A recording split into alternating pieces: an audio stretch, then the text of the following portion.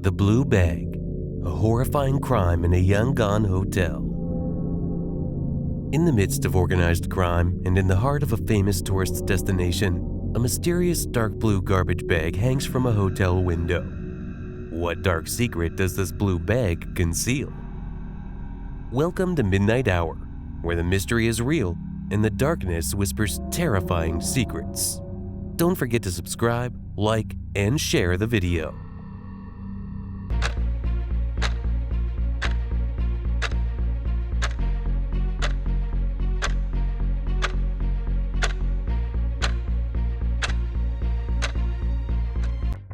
The Blue Bag and the Horrific Discovery. We move from the unsettling introduction to the core of the matter, diving into its terrifying events. This crime took place in Yangon, the largest city in Myanmar, Southeast Asia, a bustling metropolis famous for its cheap hotels and countless tourists. And in one of those hotels, the nightmare began. On an ordinary day, passers-by suddenly froze in front of a disturbing sight: a blue garbage bag stuck between two air conditioning units on the side of a hotel. But the horror wasn't in the bag itself. It was a human hand that slipped out of it, exposed for all to see, as if trying to tell the world what had happened inside that dark hotel. Crime scene: Beautyland Hotel number 32. After this discovery, the story took a terrifying turn. On the morning of October 6th, police were called to Beautyland Hotel number 32. The team immediately headed to the 5th floor, specifically room 502. The investigators entered and went straight to the balcony. There, on the iron railing and between the cooling units, they found the bag. When they opened it, all their fears were confirmed. Inside was the body of a young woman. The police carried the bag and placed it nearby to remove the corpse. What awaited them inside was something horrifying beyond description. The victim had suffered multiple deep, fatal stab wounds. Evidence revealed that the victim, believed to be around 20 years old, had also had her abdomen and parts of her left thigh severed. The case was registered at the Pabadan Myoma police station. The evidence at the crime scene was gruesome. The walls and floor were stained with blood. It was clear that a struggle and fight had taken place between the victim and her killer. Investigators also found drag marks on the floor, indicating that after killing her, the perpetrator dragged her to the bathroom, then dragged her to the balcony, where he stuffed her into the bag and tried to dispose of her there. The investigation team made great efforts to collect all available evidence: fingerprints, DNA, and any possible traces. However, they noticed there were no clear fingerprints or visible DNA, and it was obvious that the killer had cleaned the crime scene as much as possible, especially the bathroom, where it was clear the dismemberment and removal of organs had taken place. He had tried to use water for cleaning, but because of the enormous amount of blood, he failed to hide everything. While the bag was hanging, people gathered and clearly focused on what was inside it. Everyone was shocked when a human arm dangled from the bag. Screams erupted, and crowds gathered around the hotel, whispering and pointing at the bag. Identification and the hunt for the perpetrators. As the investigation intensified, the picture became clearer. The investigators later identified the victim as Ma Su Miat Win, 23 years old, from Natlan Town, Bago region, a remote, small, semi-rural area. The police began evacuating the hotel and questioning the staff, who said the victim had entered with a young man and nothing seemed suspicious. The police reviewed the hotel's surveillance cameras, which were limited only at reception and some floors, but what they revealed was crucial. The footage showed that on the evening of October 5th, the victim, Ma Su Miat Win, entered with another young man and headed to room 502. A few hours later, a second young woman entered the hotel and also went to the same room. Approximately 1 hour after the crime was committed, the two young people, the male who entered first and the female who arrived later, left the room alone and departed. As for Ma Su, she never came out, because by that time, she was already dead. Everything became clear. The young man and woman were the only suspects in this case. The confession and the shock. The police managed to track down the perpetrators. Ongkant Kiao-zin, 18 years old, from Takeda Township, and his girlfriend, Ai Myo-ong, 18 years old, from Bahan Township. They were arrested in the afternoon of October 7th at their respective homes. Items seized from Ongkant Kiao-zin's house included the clothes he wore during the crime, 2 steel knives, 3 mobile phones, 1 belonging to the victim, and other related evidence. In a confession that shocked the authorities, Ongkant Kiao-zin admitted his obsession with violent online games and foreign TV series that depict murders and body disposal. On October 5th, he contacted Masu Miat-win via the Leader channel on Telegram, offering her money to accompany him. While in the hotel, he brutally murdered her with 2 steel knives, imitating scenes he had watched in television series. He then dismembered her body and attempted to dispose of the remains. In a disturbing escalation, he called his girlfriend, Ai Myo-ong, to the hotel to help clean the blood and hide the body. Authorities stated that both suspects, Ongkant Kiao-zin, the killer, and Ai Myo-ong, his accomplice, will face legal proceedings under the law for their roles in this horrific crime. Analysis: the relationship between media violence and real crime. Do you believe that the influence of violent video games and TV series can push some individuals who already suffer from psychological issues to commit real crimes? Why? I believe, yes, there can be a negative influence, but this influence is not the sole or direct cause of most crimes. Why? The psychological aspect and imitation. Vulnerable individuals.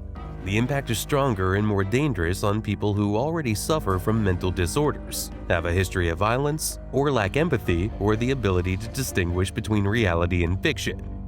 For these individuals, violent content can provide a script or guide on how to commit a crime and dispose of evidence, as the killer himself confessed in this story. Desensitization.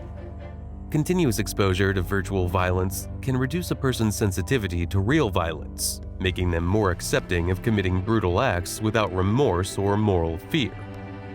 Justification and role-playing. Some may find justification for their violent thoughts in such media or begin to emulate criminal characters they see as powerful or clever. I hope you share your opinions in the comments. Stay safe. The most dangerous place in the world might be your own home, and the most dangerous person might be a member of your own family. In the quiet town of Leongatha, in southeastern Victoria, Australia, Saturday, the 29th of July, 2023, seems like a perfectly ordinary day. Erin Patterson, a 48-year-old mother of 2, separated from her husband and passionate about cooking, invited her 4 in-laws to a family lunch at her home. The guests were Dawn Patterson, 70, and Gail Patterson, 70, the parents of her estranged husband, Simon. Heather Wilkinson, 66, Gail's sister, Ian Wilkinson, 69, Heather's husband, and the local Baptist church pastor. The main dish, a luxurious beef Wellington, the classic British dish wrapped in a flaky pastry with a thick layer of mushrooms. What none of the guests knew was that those mushrooms were the Amanita phalloides, known worldwide as the death cap, the deadliest poisonous mushroom on Earth. The 4 guests sat down to eat. According to the testimony of Ian Wilkinson, the sole survivor, Erin ate from a completely different colored plate. Her children were not present at the lunch. They had gone to the cinema, and later ate the leftover meat after the mushrooms and pastry had been removed. Within just 24 hours, hell began. All 4 were rushed to hospital suffering violent vomiting, diarrhea, and rapid liver failure. Within 6 days, on the 4th of August, Gail Patterson and Heather Wilkinson died. The 5th of August, Dawn Patterson died, despite undergoing an emergency liver transplant. Ian Wilkinson alone survived, spending 7 weeks in intensive care and finally leaving hospital in September 2023.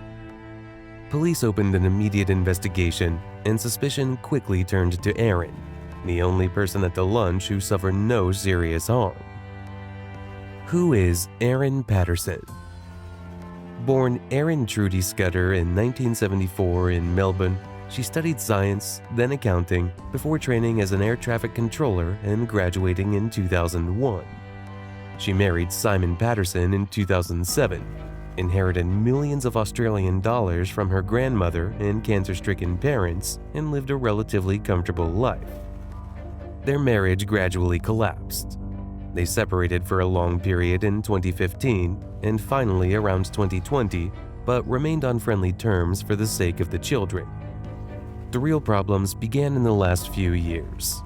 Her relationship with her in-laws deteriorated badly. In 2022, Simon changed his tax status to single, cutting off major government support Aaron had been receiving. This enraged her. Between 2021 and 2022, Simon was hospitalized 3 times with mysterious symptoms that reached coma and required life-saving surgery. A later medical report, suppressed during the trial, said the symptoms were consistent with barium carbonate poisoning, a rat poison ingredient. The investigation uncovered terrifying things. Aaron initially told police she bought the dried mushrooms from an Asian grocery store in Melbourne months earlier. Lie. She said she never owned a food dehydrator. Lie. Police found one dumped in a tip in Coonawarra with her fingerprints and traces of death cap toxin on it. Security cameras filmed her disposing of it days after the deaths. Facebook posts showed her proudly displaying her new dehydrator and dried mushrooms. Searches on her devices for death cap, how to grow it, and lethal doses. Repeated visits to areas in Victoria known for death cap mushrooms. The day after, the slow death begins. Within 24 hours, all 4 guests were in hospital with acute liver failure. Aaron also went to Leongatha Hospital claiming exactly the same symptoms: severe stomach pain, vomiting, diarrhea. She cried, pretended to be ill, but repeatedly refused admission despite doctors' extreme concern. They even called police, fearing for her life. The prosecution later proved she was faking it to appear as a 5th victim. Tests show no significant poisoning in her system. The lies, one after another. Bought the mushrooms from an Asian shop. Lie. Never owned a dehydrator. Lie. Photographed herself with it. Never foraged wild mushrooms. Lie. Police traced her trips. Diagnosed with cancer. Complete lie. No cancer, no treatment, no appointments. Why did she do it? No single motive has been proven beyond all doubt. The prosecution itself told the jury, "We do not have to prove motive to prove the crime, but we know many possible motives exist." Evidence and circumstances strongly point to a toxic mix of the following. Number 1, revenge against her estranged husband's family. Relations with her in-laws had collapsed in the previous 2 years. She felt they were pulling away from her and the children. She posted angry rants on Facebook accusing them of ignoring and hypocrisy. Number 2, jealousy and fear of losing her children. She feared Simon would take the children permanently to his large family if she died, from the fake cancer she invented. Killing his parents and aunt and uncle would weaken his support network and leave her as the sole controller of the children. Number 3, financial and emotional rage at Simon. The 2022 tax status change cost her significant government payments. She believed he was trying to ruin her financially. Suspected previous poisoning attempts on Simon himself, 2021 to 2022, show she already wanted to harm him. Number 4, feeling humiliated and rejected. Gail's 70th birthday invitation in May 2023 arrived very late. She felt deliberately excluded. She believed the family looked down on her after the separation, her weight gain, and her mental health struggles. In short, the most likely motive, according to investigators, prosecutors, and journalists who followed the case closely, is She wanted to punish her estranged husband's family in the cruelest way possible, while ensuring her children would stay with her forever and removing any future threat from Simon and his relatives. Aaron still denies any intent to kill, claiming it was a tragic accident, part of the reason the appeal continues. The jury didn't believe her and sentenced her to life. The trial. The trial began on the 29th of April 2025 in Morwell before Justice Christopher Bell. Charges: 3 counts of murder, 1 count of attempted murder of Ian Wilkinson. 4 earlier attempted murder charges against Simon had been dropped. Prosecution. Aaron planned for months. She invented ovarian cancer to lure the guests, deliberately put death cap mushrooms in their food, ate from a different plate, then began a campaign of lies and evidence destruction. Defense. A horrific accident. The mushrooms were mixed up by mistake. She lied because she panicked and feared blame. Aaron was the defense's only witness. She admitted lying repeatedly, but denied intent to kill. Ian Wilkinson testified that Aaron ate from a completely different colored plate. Doctors testified that she refused admission and was reluctant to have her children tested. On the 7th of July 2025, after lengthy deliberations, the jury found Aaron Patterson guilty on all counts. Sentencing, 8 September 2025.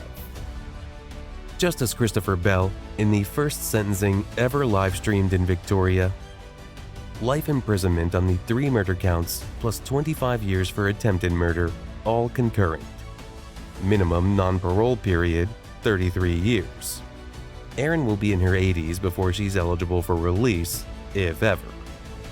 She's currently imprisoned at the Dame Phyllis Frost Centre for Women, west of Melbourne. Appeals ongoing. Her new lawyers, including Julian McMahon, famous for the Van Wyn case, are appealing the convictions. The Director of Public Prosecutions is appealing the sentence as manifestly inadequate. Media coverage, a global phenomenon. From November 2023 to today, November 2025, the case has never left screens or front pages in Australia or worldwide. In Australia, Daily Obsession. Major podcasts: ABC, Mushroom Case Daily, Herald Sun, The Mushroom Cook, The Trial, 9, The Mushroom Trial, Say Grace. The Age won the 2025 Walkley Award for Best News Coverage. Stan and ABC are producing a drama series titled Toxic. Over 40 journalists daily in the tiny Morwell courtroom. The court had to be expanded. Worldwide, over 100 major reports. BBC, CNN, New York Times, Washington Post, Al Jazeera, NPR, PBS, LA Times, People magazine. All ran continuous coverage. Famous headlines: The lunch that killed 3 people. Woman poisons in-laws with death cap mushrooms. The fake cancer and the different plate. The 8th of September 2025 sentencing was live-streamed, first ever in Victoria, and watched by millions globally. Books and documentaries. 3 books released in 2025 by well-known authors: Helen Garner, Chloe Hooper, Sarah Krasnostein. Stan documentary, Death Cap Murders. Audible audiobook, The Mushroom Tapes. Social media, hashtag Aaron Patterson and hashtag Mushroom Murder trended constantly in Australia through 2024 to 2025, with millions of views and dark memes. Every Australian now fears beef Wellington. Justice Bell said in sentencing, "Because of the media, Aaron Patterson will remain a famous prisoner forever, and that is part of her punishment." In short, this is no longer just a crime. It has become an unending global media and cultural phenomenon. 1 lunch, 4 victims, a woman who became a chilling symbol of calculated evil hidden behind a family dinner table. A story still told in Australia and beyond as one of the strangest, coldest murders in modern history. Do you think a person can turn into a monster out of jealousy and fear? even toward the people closest to them? If you were on the jury, would you believe Aaron's claim that it was an accident? Or do you see it as a fully planned crime? Let me know your thoughts in the comments. And don't forget to subscribe to the channel for more mysteries and true crime stories. Deep within the high walls of a women's correctional facility in North Carolina lives a woman who, at first glance, looks like the sweetest grandmother you could ever meet. Soft silver hair, trembling hands, and a gentle smile that resembles the ladies of church on Sunday morning. But behind that innocent face hides one of the most horrifying stories in American criminal history. A woman who turned trust into poison, love into funerals, and family warmth into the heavy scent of arsenic creeping into every home she touched. Her name? Blanche Taylor Moore. Today, she's over 90 years old, yet she carries a terrifying title that doesn't match her appearance at all. Lady of the Slow Death, and one of the most dangerous female killers in United States history. 3 decades have passed while she clings fiercely to her innocence. But the chain of mysterious deaths, the symptoms that baffled doctors, and the laboratory tests that revealed lethal levels of arsenic all told a completely different story. A story of a woman who quietly planted death and watched her victims fall one by one. The story of Blanche Taylor Moore, America's oldest woman on death row. The Black Widow. In the state of North Carolina, a woman over 90 years old now sits in a cell at the Women's Correctional Institution with white hair, a grandmotherly face, and smile as innocent as a grandmother at a church potluck. But this woman is Blanche Taylor Moore, known by the chilling nickname, the Black Widow, and she holds a grim record. The oldest woman on death row in the entire United States of America. For more than 30 years, she has insisted on her innocence. But the evidence tells a very different story. A story of slow poisoning, mysterious illnesses, agonizing deaths, and bodies left behind with traces of arsenic. A dark childhood. Blanche Kaiser was born on February 17, 1933, in Concord, North Carolina. She was the eldest of 3 siblings. Her father, Parker Davis Kaiser, was a mill worker and an ordained Baptist minister, but at home, he was an alcoholic and a serial cheater. Worst of all, Blanche later claimed that her father forced her as a teenager into prostitution to pay off his gambling debts. Whether this claim was 100% true or not, her childhood was filled with trauma and taught her how to adapt, how to hide her true feelings, and how to become whatever person others wanted her to be. Blanche could switch between 2 completely different personalities, one moment quoting Bible verses like a preacher's daughter, the next speaking in shockingly explicit sexual language. This ability to wear masks would serve her throughout her life. First marriage and secret affairs. In 1952, at age 19, Blanche married James Napoleon Taylor, a Korean War veteran. They had 2 daughters, 1953 and 1959, and Blanche worked as a cashier at the Kroger supermarket chain, eventually rising to head cashier. In 1962, she began a secret love affair with the new store manager, Raymond Reed. The affair lasted more than 2 decades, despite both being married or in relationships. The beginning of the death chain. Her father, Parker Kaiser, dies suddenly of a heart attack, 1966. Her first husband, James Taylor, age 45, also dies of a heart attack, 1973. Blanche becomes a widow and begins her relationship with Raymond Reed openly. Around the same time, her mother-in-law, Isla Taylor, falls mysteriously ill, but survives. The victim who exposed the crime. In 1985, Blanche began a relationship with Reverend Dwight Moore, and her relationship with Raymond began to deteriorate. On New Year's Eve 1986, she served Raymond homemade potato soup. The next day, he became violently ill.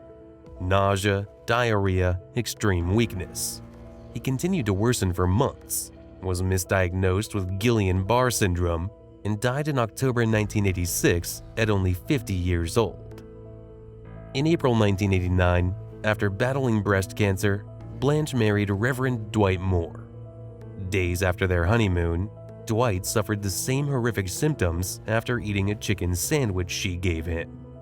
He was hospitalized in critical condition, and toxicology tests showed he had 20 times the lethal dose of arsenic in his body, the highest level ever recorded in a living patient at that hospital. The investigation uncovers the past. From his hospital bed, Dwight told investigators that Blanche's former boyfriend, Raymond, had died with the same symptoms. The detectives began digging. They exhumed Raymond Reed's body. Lethal levels of arsenic. They exhumed James Taylor's body. 60 times the normal level. Blanche's father and mother-in-law, elevated arsenic levels. Hair analysis showed the poison was administered in small, repeated doses over months, making the symptoms appear as a natural illness or heart attack. They also discovered that Blanche had tried to cut Dwight's head hair short to prevent investigators from taking samples that would show a timeline of poisoning, so they had to use pubic hair instead. The trial and conviction. In July 1989, Blanche was arrested for the first-degree murder of Raymond Reed and the attempted murder of Dwight Moore. The trial began in October 1990. Prosecutors focused only on the Raymond Reed case, strongest evidence, but were allowed to present evidence of the other poisonings to prove a pattern. Nurses testified that Raymond would improve, then rapidly deteriorate after Blanche's visits when she fed him. Banana pudding, peanut butter milkshakes, etc. Coworkers testified that she repeatedly asked about the pesticide Anti-Ant, which contained large amounts of arsenic. Blanche tried to fabricate a confession letter from a deceased homeless man named Garvin Thomas, but handwriting experts proved with 99% certainty that Blanche herself wrote the letter. November 14, 1990. The jury found Blanche guilty of first-degree murder. November 17. The jury recommended the death penalty. January 18, 1991. She was officially sentenced to death by lethal injection. After the sentence. Since 1991, she has been on death row at the women's prison in Raleigh. She fought long appeals, all failed. North Carolina has effectively stopped carrying out executions since 2006, so Blanche will most likely die in prison of natural causes. On February 17, 2023, she turned 90 inside her cell, officially becoming the oldest woman on death row in America. The victims: James Taylor, first husband; Raymond Reed, 24-year lover; Parker Kaiser, father; Isla Taylor, mother-in-law, survived but permanently damaged; Dwight Moore, second husband and pastor, miraculously survived but suffered permanent disability in his hands and feet until his natural death in 2013. Comprehensive psychological and motivational analysis of Blanche Taylor Moore's crimes, based on investigations, psychiatric evaluations, and her life history as documented in American court records and media. These motives are not singular. They form a complex, toxic mixture that made her one of the most dangerous poisoners in history. Number 1. Love of control and manipulation. Blanche had a deeply controlling personality. In every relationship, she needed to be the one holding all the power. Poison allowed her to keep those around her weak, sick, and dependent on her care. She loved the feeling that their lives literally depended on her. Number 2. Disposing of men once their use was over. Investigators noticed a crystal clear pattern. Every man she lived with or was intimately involved with suddenly became ill and died. She appeared to use men for money, support, social status, or respectability, and when they were no longer useful, the arsenic symptoms began. Number 3. Obsession with social image. Blanche cared intensely about her reputation in church and society. She played the perfect role: kind, devout, polite. Behind the mask, she lied, cheated, and stole. Murder was her way of keeping that perfect image intact. No one would ever know what was happening behind closed doors. Number 4. Financial gain. Insurance, inheritance, and profit. This was a strong and obvious motive. Nearly every person who died around her had life insurance, bank accounts, pension, or property that passed to her. Arsenic wasn't just a weapon, it was an investment. Number 5. Addiction to the feeling of power. This type of killer doesn't murder for one simple reason. They do it for the dark psychological thrill. Watching someone suffer slowly, knowing doctors are baffled, and being the only person who knows the truth. That creates a dangerous, addictive sense of absolute control. For her, murder was a game she always won. Number 6. Revenge against men because of a traumatic childhood. Psychiatric reports noted severe childhood abuse, deprivation, and family dysfunction. Such experiences can create a buried desire to harm men specifically. In her mind, man equals threat. Murder equals safety. Number 7. Narcissistic personality with zero empathy or remorse. Psychologists described her as highly narcissistic, socially charming, completely lacking empathy, and incapable of guilt. She could pray beside a victim's bed hours after slipping arsenic into his food. That cold duality shows a deliberate, calculated, and fully aware killer. Blanche did not kill for one reason alone. She killed because she was a lethal combination of love of control, plus greed, plus escape from problems, plus revenge, plus deep psychological disturbance, plus addiction to power. She's one of the most skilled practitioners of quiet murder in criminal history. Murder with no screaming, no blood, just illness, then death, then a funeral, while she sits calmly in the front pew wearing black. Do you think Blanche was killing for money only, or was there a darker desire inside her? One that enjoyed watching her victims suffer slowly. If you were the investigator on this case, what's the first detail that would make you suspect these deaths weren't natural? Don't forget to subscribe to the channel, hit the like button, and share your thoughts in the comments below. Your engagement helps the darkness come alive in midnight hour.